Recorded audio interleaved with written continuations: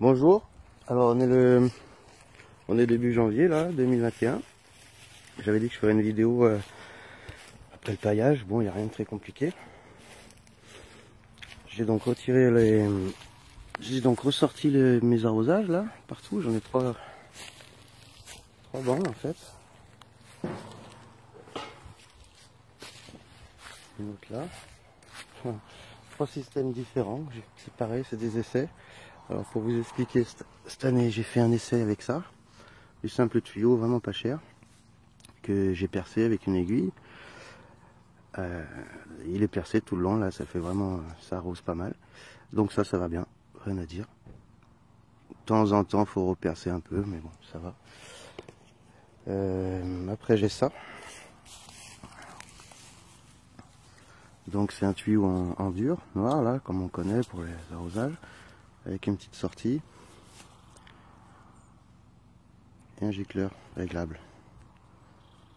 C'est pas mal aussi. Sauf que là, il faut souvent débouiller. Ça se dévisse ça là. Il faut souvent les nettoyer, c'est plein de calcaire. À part ça, c'est pas mal.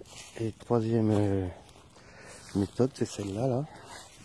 C'est le même tuyau dur, mais sans les sorties, juste percé avec une aiguille. Et ça c'est bien. C'est pas mal aussi. Donc voilà, tout fonctionne en fait. Il suffit de choisir un système pas trop cher, renouvelable, parce que du coup je les laisse. Et puis ça fonctionne. Un petit aparté au niveau de l'arrosage.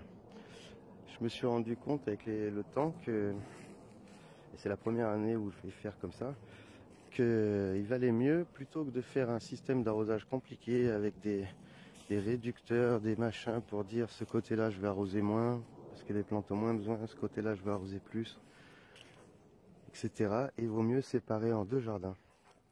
Faire un jardin où vous arrosez beaucoup, enfin ce qu'il y a besoin, et un jardin avec les autres plantes qui ont moins besoin, comme les tomates, les poivrons, les piments, et puis un autre avec les melons, les courgettes, tout ce qui a besoin de plus de flotte quoi. Voilà, c'est important, sinon on se fait trop chier. Donc pour le paillage, ce que j'ai fait cette année, j'ai pas paillé complètement le jardin, j'ai paillé des allées. Là où je vais mettre mes légumes. Et je laisse les chemins un peu plus à nu. Parce que, pour tout vous dire, déjà pour plusieurs raisons. Déjà la paille c'est cher, mine de rien, parce que j'ai pas que ce jardin. Et deuxièmement, parce que l'année dernière j'ai eu un serpent dans la paille. Et tout l'été ça fait ça là. J'ai passé mon été à faire des petits cris. Comme j'ai des voisins pas trop loin, c'est j'avais un peu l'air con dans mon jardin. Bon bref, cela dit, voilà. Le paillage est fait. Et ça donne ça. Alors petite info pour les quantités là. Pour savoir combien de paille vous devez prendre pour faire votre terrain. J'ai compté que j'ai à peu près là, comme c'est fait actuellement en rangée, j'ai à peu près 35 mètres linéaires.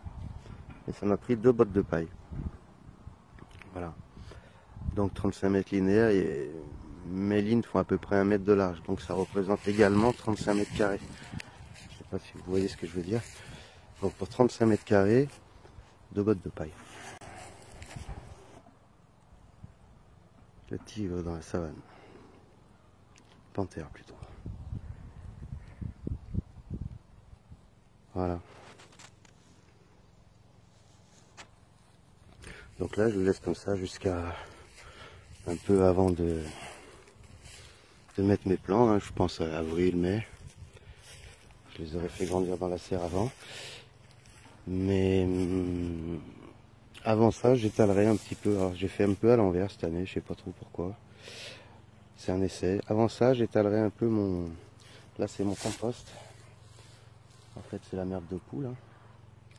Je l'étalerai un peu. Voilà. Allez, bonne journée à vous.